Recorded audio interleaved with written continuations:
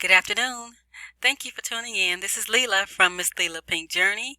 Today I'm going to share with you my process on how I scan a pattern or template into Silhouette Studio to use for sublimation, printing, etc.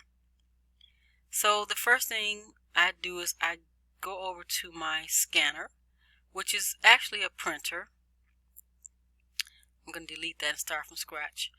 I have a HP OfficeJet 9010 series printer, and I already have my document laying on the scanner glass of the printer, so you can change it from document feeder, scanner glass.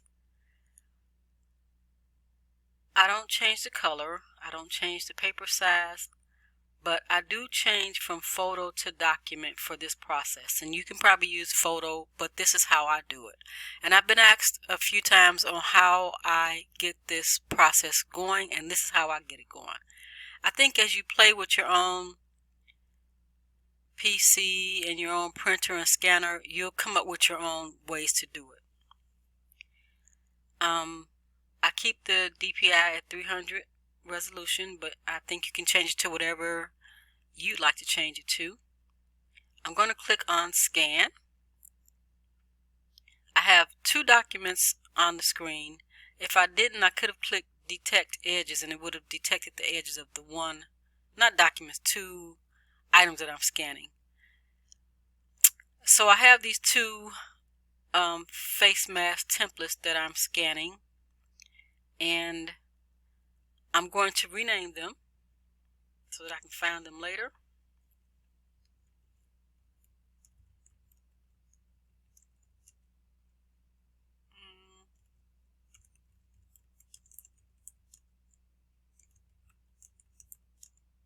How do you spell patterns?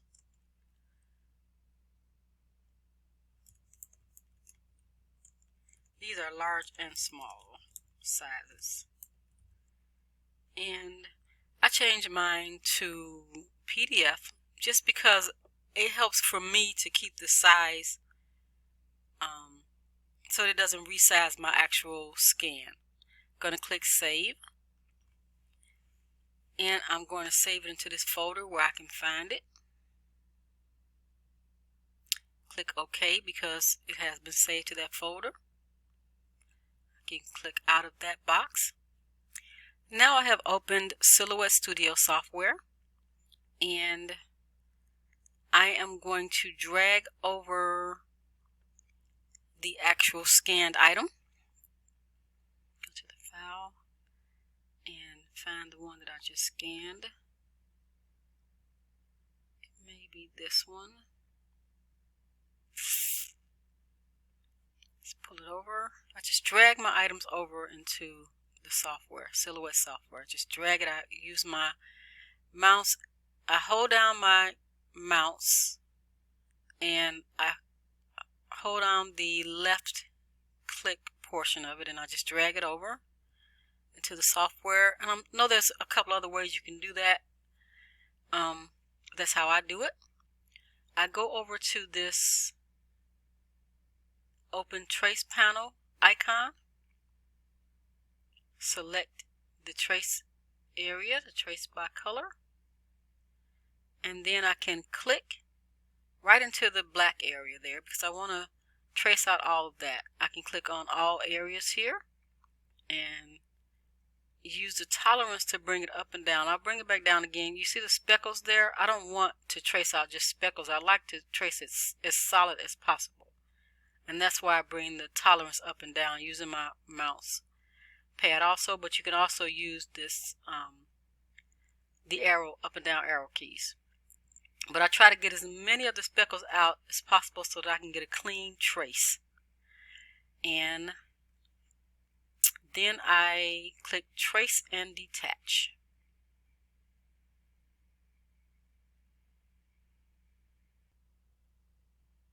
So now that I have clicked on the detach portion, I should be able to just drag it out from where I have detached the background.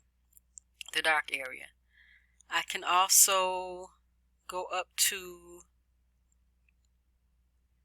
edit and delete to delete that dark area that I had highlighted. You have to make sure you have it highlighted. Let me show you. I have it highlighted, and then I can just go up to the edit and delete, or else I can do right click mouse and delete to delete that area. I'm going to move this large one over because I just want to work with this one, the medium size that I'm actually going to use today. And I just want to show you how I can drag a design right into there before I run out of time here. Here is one of my designs I'm going to use today. It's the Afro Queen design. Notice how I just took it right out of the actual file and drug it over into this PDF file, which is my template. And then I can go over to the gallery here. It's called the Open Fill panel. Click on that, and if you go down, while you have this highlighted, now you have to have your item highlighted, and you can go down and you can pan the item to move it around on the screen. Hit pan the pattern, and there's a little white box, a little white circle there, and you can move it around for how you want it. I know I need to have it a little smaller because I need a seam allowance for when I'm sewing. So I can take the scale and I can scale it down a little. I don't want it to be too tiny because some people really want to show their queen status. So I can do it like that. The other thing that I'm doing with my actual pattern template, this is going to be a seamless face mask. So I'm going to actually right click mouse and click duplicate, but that's also in the edit portion up there. Let me see if I can move over so you can see more. You can hit object and I forgot which one. Let's go with what I know. So I have that highlighted. I'm going to hit, well, you can replicate. Replicate is the same as duplicate. So let me undo it and show you how I do it sometimes. So I just have the one on the screen here. You can go on the object and you can hit replicate, and of course I want to replicate it to the left. Well, not of course, you don't know where I want it. But I'm going to go to mirror and I want to flip it horizontally. So now I have them side by side. I want to kiss it up a little bit more to it because it's going to be seamless pattern. I can change the actual queen out of here by going to the, still in the fill pattern, and like I can change that to any of these as long as I have it highlighted and click on these different patterns that are in the computer. These are patterns that I have uploaded into the computer myself. And these down here they are, and I'll actually show you what the background is I used for that one. I used a few different backgrounds, but it's one of them I used for that.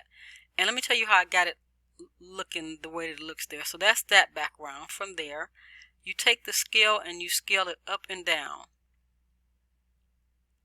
And that's what I did to get that actual pattern. I just scaled it up and down. So these, they take a lot of time to get done, but it's worth the time and the process to me. So now I'm going to, well, you see how I just highlighted all of this? I just highlighted both of these together, but you see all these little dots and boxes in there? Those you don't want. So you can highlight little pieces of your screen and hit the delete key to delete those. Now see, they should be gone. But there's some over here also. So I just highlight to get rid of each of those. I see a little one right there because they become part of your print, and you don't, even though you can't see them there, you need to be able to see what you're going to print here. There you go. So I got rid of all those. Now I can take this and and that came from tracing.